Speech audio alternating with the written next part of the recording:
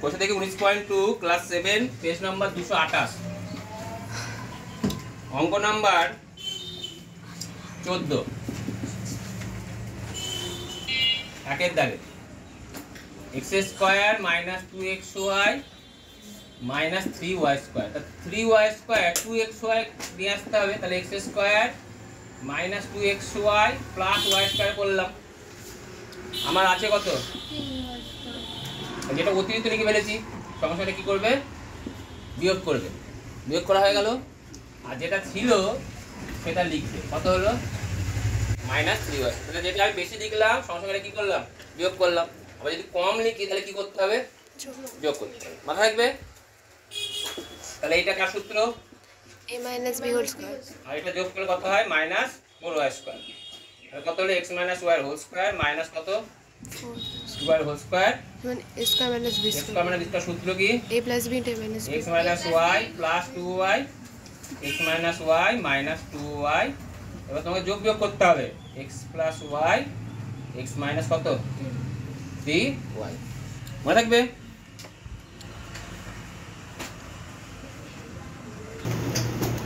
অঙ্ক number 27 a square minus b square minus c square plus d square whole square 4 into ad minus bc তার whole square.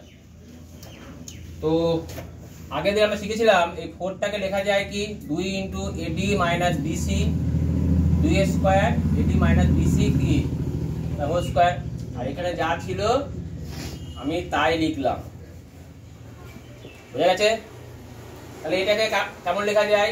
2 into ad minus bc তার whole square লেখা যায়, শিখেছিলাম আগের দিনকে। তাহলে সেটা কেমন হয় বলো? 2ad মাইনাস কি 2bc কি হোল স্কয়ার। আর এখানে যা ছিল আমি তাই লিখবো।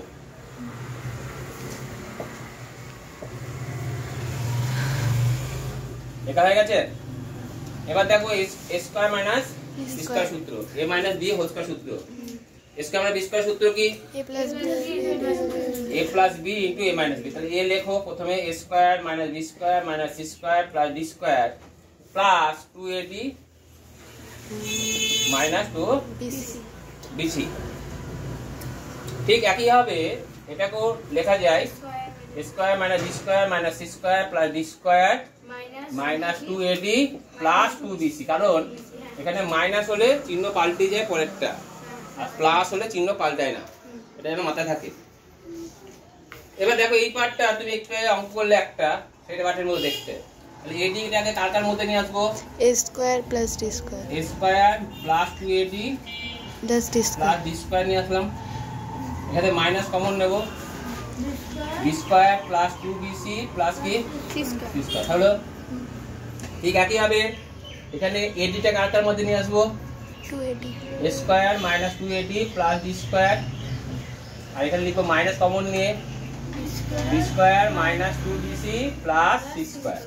কারণ মাইনাস যদি কমন নেওয়া হয় চিহ্ন পাল্টে যায়। পাল্টে দিয়েছি? হ্যাঁ, এটা কার সূত্র?